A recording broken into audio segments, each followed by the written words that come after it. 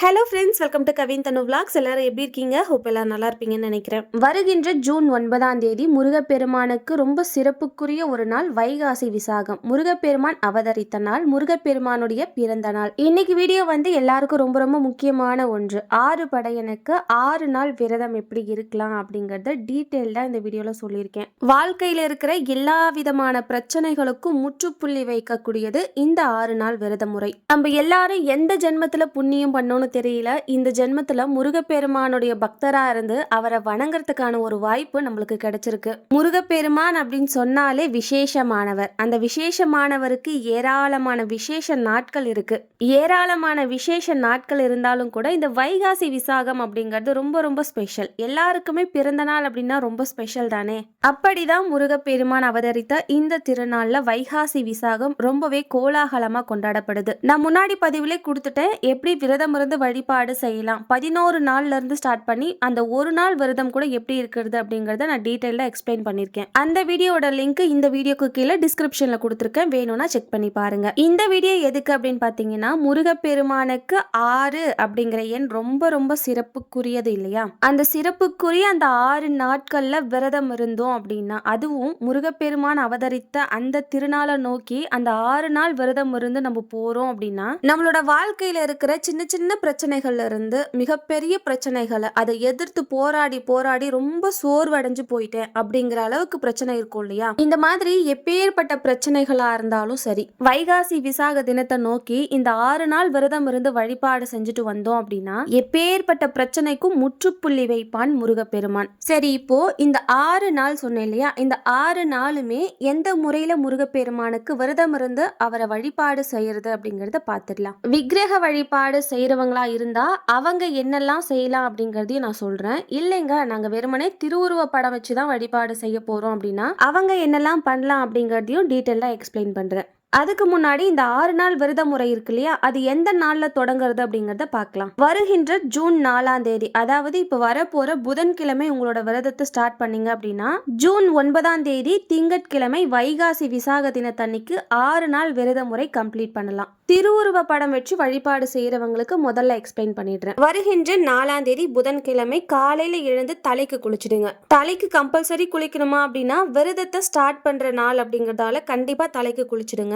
குளிச்சு முடிச்சிட்டீங்களா? அடுத்து திருநீர், கை நிறைய திருநீர் எடுத்துக்கோங்க. நெத்தி ஃபுல்லா நல்லா பூசி விடுங்க. சந்தனம் குங்குமம் வச்சுக்கோங்க. இப்போ பூஜை அறைக்கு போகலாம். வீட்டுல முருகப்பெருமானுடைய திருவுருவ படம் வள்ளி தெய்வ யானையோட இருக்காங்க அப்படின்னா அது ரொம்ப சிறப்புக்குரியது. அப்படி இல்ல முருகப்பெருமான் மட்டும்தான் இருக்காரு அப்படின்னா அந்த திருவுருவ படத்தை எடுத்து வச்சுக்கோங்க. சுத்தமான ஒரு கிளாத் எடுத்து அந்த திருவுருவ படத்தை நல்லா சுத்தம் செஞ்சுக்கோங்க. சந்தனம் குங்குமம் அழகா இட்டு வச்சுக்கோங்க. செவ்வரளி மலர்கள் கிடைச்சிச்சு அப்படின்னா திருவுருவ படத்துக்கு அழகா அலங்காரம் பண்ணிக்கோங்க. அப்படி கிடைக்கல அப்படிங்கிற பட்சத்துல செந்நிறத்துல மலர்கள் கிடைக்கும் இல்லையா, செம்பருத்தி பூ, அந்த மாதிரி அதை கொண்டு அலங்காரம் பண்ணிக்கலாம். அந்த மாதிரி எந்த பூவும் கிடைக்கல அப்படிங்கிற பட்சத்துல உங்களுக்கு என்ன பூ அவைலபிளா இருக்கும், உங்களுக்கு எந்த பூ கிடைச்சாலும் சரிதான். சாமந்தி பூ, பன்னீர் ரோஜாலாம் கிடைச்சிச்சு அப்படின்னா ரொம்ப சிறப்புக்குரியது. அப்படி இல்லைன்னா நார்மலான ரோஜா பூக்கள்லாம் கிடைக்குது இல்லையா, அதையும் நம்ம பயன்படுத்திக்கலாம். வெள்ளை நிற பூக்கள், வாசனை பூக்கள் வரும் இல்லையா, இந்த மல்லி முல்லை இதெல்லாம் கூட நம்ம கண்டிப்பா யூஸ் பண்ணிக்கலாம். அதெல்லாம் மாலை மாதிரி கோத்து போட்டீங்க அப்படின்னா ரொம்ப அழகா இருப்பாரு. முருகப்பெருமான் பொதுவாவே அலங்கார பிரியன். அதனால எந்த அளவுக்கு அலங்காரம் பண்ண முடியுமோ அந்த அளவுக்கு அழகா அலங்காரம் பண்ணிக்கோங்க. இதெல்லாம் முடிச்சுட்டுமா, இப்போ தீபம். தீபம் அப்படின்னாலே இந்த நெய் விட்டு தீபம் ஏத்துறது அப்படிங்கிறது ரொம்ப சிறப்புக்குரியது. நெய் இல்ல அப்படிங்கிற பட்சத்துல நல்லெண்ணெய் நம்ம யூஸ் பண்ணிக்கலாம். அதுவும் இல்ல அப்படின்னா நம்ம எல்லார் வீட்லயும் பயன்படுத்துற பஞ்ச தீப எண்ணெய், ஒரு 5 வகையான எண்ணெய் அதுல கூட்டி வச்சிருப்பாங்க. சோ அதை கூட நம்ம பயன்படுத்திக்கலாம். முருகப்பெருமானுடைய திருவுருவ படத்துக்கு முன்னாடி ஓம் சரவண பவ அப்படின்னு சொல்லி சத்கோண கோலம், மா கோலம் போட்டுக்கோங்க. அந்த கோலத்துக்கு மேல ஒரு வெற்றிலை வச்சுக்கோங்க. அதுக்கு மேல ஒரு அகல் விளக்கு. அந்த அகல் விளக்குக்கும் நல்ல சந்தன குங்குமம் எல்லாம் வச்சுக்கோங்க. அந்த அகல் விளக்குல நெய், அப்படி இல்லைன்னா நான் சொன்ன எந்த எண்ணெய் உங்களுக்கு அவைலபிளா இருக்கோ அதை யூஸ் பண்ணிக்கோங்க. அந்த எண்ணெய் விட்டு 2 திரி போடுங்க. 2 திரி கையில எடுத்து திரிச்சு அதுக்கப்புறமா அந்த அகல் விளக்குல போட்டு தீபம் ஏத்தி வச்சு முருகப்பெருமான மனம் உருகி வழிபாடு செய்யுங்க. நெய் வீத்தியமா உங்ககிட்ட எண்ணெய் இருக்கோ, ஒரு கற்கண்டா இருக்கலாம், டேட்ஸா இருக்கலாம், ட்ரை ஃப்ரூட்ஸ், இது மாதிரி எண்ணெய் இருக்கோ அதை வச்சு வழிபாடு செய்யுங்க. இதெல்லாம் எதுவுமே இல்லை அப்படிங்கிற பட்சத்துல கூட ஒரே ஒரு டம்ளர் பால் வைங்க. அந்த பால் வெறுமனே வைக்கக்கூடாது. கொஞ்சமா நாட்டு சக்கரை அப்படி இல்லைன்னா வெல்லம் வந்து மிக்ஸ் பண்ணி வைங்க. இந்த நெய்வேத்தியமா வைக்கிற இந்த பாலை வந்து காய்ச்சணுமா அப்படின்னு கேட்குறீங்க. கண்டிப்பா காய்ச்சின பாலை தான் நம்ம நெய்வேத்தியமா வைக்கணும். இப்போ அபிஷேகம்லாம் பண்றீங்க அப்படின்னா காய்ச்சாத பால்ல பண்ணலாம். நெய்வேத்தியம் அப்படின்னு வரும்போது கண்டிப்பா நல்லா காய்ச்சிடுங்க. காய்ச்சிட்டு நல்லா ஆற வச்சுட்டு அதுல நான் சொன்ன மாதிரி நாட்டு சக்கரை வெல்லம் ஏதாவது மிக்ஸ் பண்ணி அதுக்கப்புறமா வச்சு வழிபாடு செய்யணும். நான் சொன்ன மாதிரி எல்லாமே செஞ்சுட்டு நெய்வேத்தியம் வச்சு தீப தூபம்லாம் காட்டினதுக்கு அப்புறமா உங்களோட வேண்டுதல் என்னவோ முருகப்பெருமான் கிட்ட மனம் உருகி சொல்லிடுங்க. இப்போ சொன்ன இந்த ப்ரொசீஜர் இந்த 6 நாட்களுமே நீங்க கடைபிடிக்கணும். அதுலயும் இந்த சத்கோண கோலம் தினமுமே சேஞ்ச் பண்ணணுமா அப்படின்னா கண்டிப்பா அதை மாத்திட்டு புது கோலம் போடுங்க.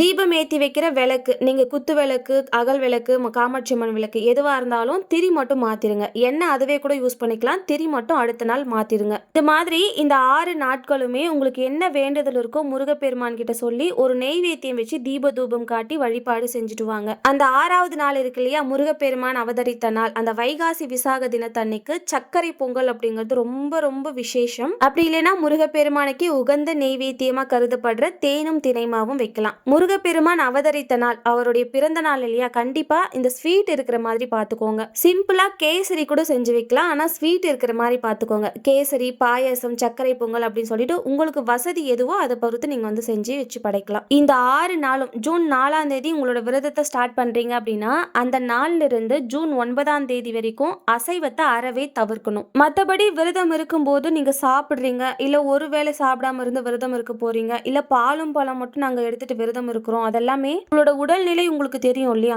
அவரவர்களுடைய உடல்நிலை பொறுத்து விரத முறையை கடைபிடிக்கலாம். ஆனா அசைவம் அப்படிங்கறது அறவே தவிர்க்கணும். இந்த முறையில முருகப்பெருமானுக்கு விரதம் இருந்து வழிபாடு செஞ்சு பாருங்க. கண்டிப்பா உங்களுக்கு எப்பேற்பட்ட பிரச்சனையா இருந்தாலும் சரி அதற்கான முற்றுப்புள்ளி முருகப்பெருமான் நிச்சயம் வைப்பாரு. இறை நம்பிக்கையோட எந்த விஷயம் நீங்க செஞ்சாலும் அதற்கான பலன் அப்படிங்கிறது இரட்டிப்பா தான் இருக்கும். இப்போ முருகப்பெருமானுடைய விக்கிரகம் வச்சு வழிபாடு செய்யறோம், முருகப்பெருமானுடைய வேல் வச்சு வழிபாடு செய்யறவங்களா இருந்தா என்ன மாதிரி விரத முறையை கடைபிடிக்கலாம் அப்படிங்கறத பார்க்கலாம். நான் முன்னாடி சொன்ன அதே ப்ரொசீஜர் தான். முருகப்பெருமானுடைய திருவுருவ படத்தை எடுத்து வச்சு நல்லா அலங்காரம் பண்ணிக்கோங்க. முருகப்பெருமானுடைய திருவுருவ படத்துக்கு முன்னாடி சத்கோண கோலம் போட்டு ஓம் சரவண பவன் எழுதி அதுக்கு மேல ஒரு வெற்றிலை வச்சு நெய் தீபம் ஏத்திக்கோங்க. இது எல்லாம் பண்ணதுக்கு அப்புறமா முருகப்பெருமானுடைய வேல் அப்படி இல்லைன்னா விக்கிரகம் இருக்கும் இல்லையா, அதை ஒரு பிளேட்ல வச்சு உங்களால என்னென்ன அபிஷேகம் பண்ண முடியுமோ ஒரு 3 பொருட்களால அபிஷேகம் பண்ணலாம், 5 பொருட்களால அபிஷேகம் பண்ணலாம். உங்களுக்கு எப்படி வசதியோ அத்தனை பொருட்கள்ல அபிஷேக வழிபாடு செய்யணும். அபிஷேகம் எந்த முறையில செய்யணும் அப்படிங்கறத நிறைய வீடியோல நான் ஷேர் பண்ணிட்டு இருக்கேன். அபிஷேகம் முறைப்படி செஞ்சதுக்கு அப்புறமா முருகப்பெருமானுடைய விக்கிரகமா இருந்தா வஸ்திரம் சாத்திக்கோங்க. இந்த 6 நாட்களுமே முருகப்பெருமானுக்கு அபிஷேக வழிபாடு அப்படிங்கிறது ரொம்ப முக்கியங்க.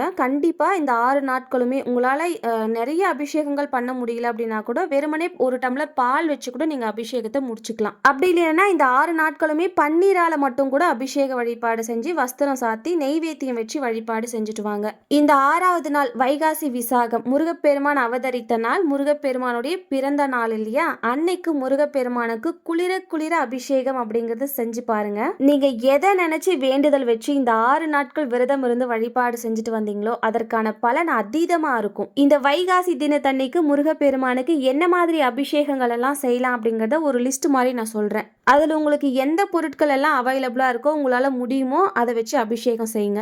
வீட்டுல விக்கிரகம்லாம் எதுவும் இல்லை அப்படின்னு சொல்றவங்க கூட நான் சொல்ற இந்த பொருட்கள்ல இருந்து ஏதாவது ஒரு பொருட்கள் கோவிலுக்கு வாங்கிட்டு போயிட்டு கொடுங்க. அன்றைய தினம் முருகப்பெருமானுடைய அபிஷேகத்துக்காக ஏதாவது ஒரு பொருள் வாங்கி கொடுங்க. உங்களால என்ன முடியுமோ ஒரு 10 ரூபாய் கொடுத்த ஒரு பால் பாக்கெட் கூட வாங்கி கொடுக்கலாம். அன்றைய தினம் முருகப்பெருமானுக்கு குளிர குளிர அபிஷேகம் நடக்கும். முருகப்பெருமானுடைய மனம் குளிர்ந்தாலே போதும் இல்லையா, நம்மளோட வாழ்க்கையே வசந்த நிலைக்கு கொண்டு போய் சேர்த்துருவாரு. சரி, அபிஷேக பொருட்கள் என்னென்ன அப்படிங்கறத பார்க்கலாம். முதல்ல பாலால அபிஷேகம் அப்படிங்கிறது ரொம்ப சிறப்பு. பால் அபிஷேகம், தயிர் அபிஷேகம், தேன அபிஷேகம், சந்தன அபிஷேகம், மஞ்சள் அபிஷேகம், திருநீர் அபிஷேகம், இளநீர் அபிஷேகம், பச்சரிசி மாவு அபிஷேகம், சர்க்கரை அபிஷேகம், நார்மல் சுகர் வரும் இல்லையா அது கூட நம்ம வாங்கி கொடுக்கலாம். வீட்டில் விக்கிரகம் வச்சு வழிபாடு செய்யறவங்க கூட நார்மலா சுகர் ஒயிட் சுகர் வரும் இல்லையா அதை வச்சு அபிஷேக வழிபாடு செய்யுங்க. அடுத்து பழ வகைகள்ல நீங்க என்ன பழம் வாங்கி குடுத்தாலும் சரி, இல்ல வீட்ல வழிபாடு செய்றீங்க அப்படின்னா, என்ன மாதிரி பழம் வீட்ல இருந்தாலும் சரி,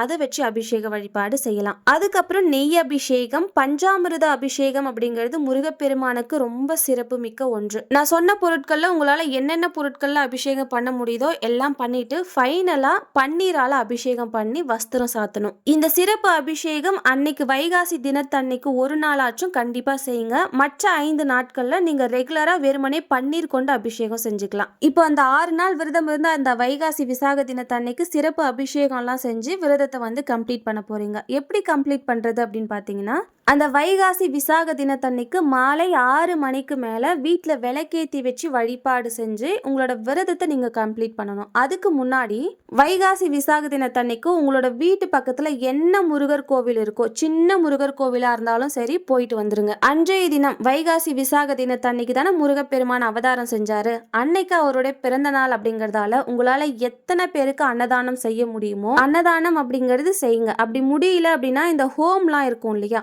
அவங்களுக்கு கூட நீங்க சாப்பாடு கொண்டு போய் கொடுக்கலாம். அதுவும் முடியல, அந்த அளவுக்கு வசதி இல்லை அப்படின்னா கூட நீங்கள் விரதம் இருந்து கோவிலுக்கு போயிட்டு வரீங்க இல்லையா, அப்போ கொஞ்சமாக ஏதாவது ஸ்வீட் வாங்கிட்டு போங்க. அப்படி இல்லைன்னா சக்கரை பொங்கல் கூட வீட்டில இருந்தே செஞ்சு எடுத்துகிட்டு போய் கொடுக்கலாம். அன்றைய தினம் ஒரு 4 பேருக்கு உங்கள் கையால் பிரசாதம் கொடுத்துட்டு வாங்க. இந்த 6 நாள் விரத நாட்களில் பதிகங்கள் பாராயணம் செய்யறது ரொம்ப அவசியமான ஒன்று, ரொம்ப முக்கியம். அதை மட்டும் மறந்துடாதீங்க. வேல்மாறல் பாராயணம் செய்யறது ரொம்ப சிறப்புக்குரியது. அப்படி இல்லைன்னா ரெகுலராக நம்ம காதால கேட்டுட்டு இருக்க கந்த சஷ்டி கவசம் பாராயணம் பண்ணலாம். முருகப்பெருமானுக்கு உரிய பதிகங்கள் எதுவா இருந்தாலும் இந்த 6 நாட்கள் பாராயணம் பண்ணிட்டு வாங்க. இப்போ இந்த மாதவிடாய் வந்துருச்சுன்னா என்ன பண்றது அப்படின்னா, அதெல்லாம் ஒரு ப்ராப்ளமே கிடையாது. நீங்க மனதார முருகப்பெருமான நினைக்கிறதுக்கு எந்த ஒரு தடையுமே கிடையாது. இப்போ முருகப்பெருமான மனசுக்குள்ள நினைக்கிறதுக்கோ இல்ல முருகப்பெருமான போற்றி பாராயணம் பண்றதுக்கோ யாரு வந்து தடை விதிக்க போறாங்க? வெளியில தான் பூஜை ரூம்குள்ள போக கூடாது, அதை பண்ணக்கூடாது, இதை பண்ணக்கூடாது. ஆனா நம்மளோட மனசுக்குள்ள முருகப்பெருமான 24 மணி நேரமும் நினைச்சுக்கலாம். அதுக்கு யாரும் எந்த ஒரு ரெஸ்ட்ரிக்ஷனும் கொடுக்க முடியாது. அதனால மாதவிடாய் அப்படிங்கிறத பெரிய விஷயமா நினைக்க வேணாம். இப்போ அந்த 6வது நாளே நம்மளுக்கு பீரியட்ஸ் ஆயிடுச்சு அப்படின்னா கூட கவலைப்பட வேணாம். அந்த மாதவிடாய் காலம் முடிஞ்சதுக்கு அப்புறமா முருகப்பெருமானுடைய கோவிலுக்கு போயிட்டு வரலாம். அப்படி இல்லைன்னா வீட்லயே அபிஷேக வழிபாடு செஞ்சு கூட முருகப்பெருமானுடைய பரிபூர்ண அருளை நம்மளால பெற முடியும். வைகாசி விசாக விரத முறை பற்றி வேற ஏதாவது டவுட் இருக்கு அப்படிங்கிற பட்சத்துல கீழே கமெண்ட் செக்ஷன்ல கேளுங்க. டவுட் ஏதாவது இருந்துச்சு அப்படின்னா அடுத்த வீடியோலயே நான் கண்டிப்பா எக்ஸ்பிளைன் பண்றேன். இந்த வீடியோ பிடிச்சிருந்துச்சு அப்படின்னா லைக் அண்ட் ஷேர் பண்ணிட்டு நம்ம சேனலை சப்ஸ்கிரைப் பண்ணி வச்சுக்கோங்க. மறக்காம பக்கத்துல இருக்க பெல் ஐக்கானை கிளிக் பண்ணிக்கோங்க. அப்பதான் நான் அடுத்தடுத்து போடுற வீடியோ டக்குன்னு ஒரு நோட்டிபிகேஷனா வரும். எப்பயும் போல உங்களோட சப்போர்ட்டை கவின் தனு விளாக்ஸ்க்கு கொடுங்க. நெக்ஸ்ட் ஒரு இன்ட்ரெஸ்டிங்கான விளாக்ல பார்க்கலாம். Bye from Thulasi.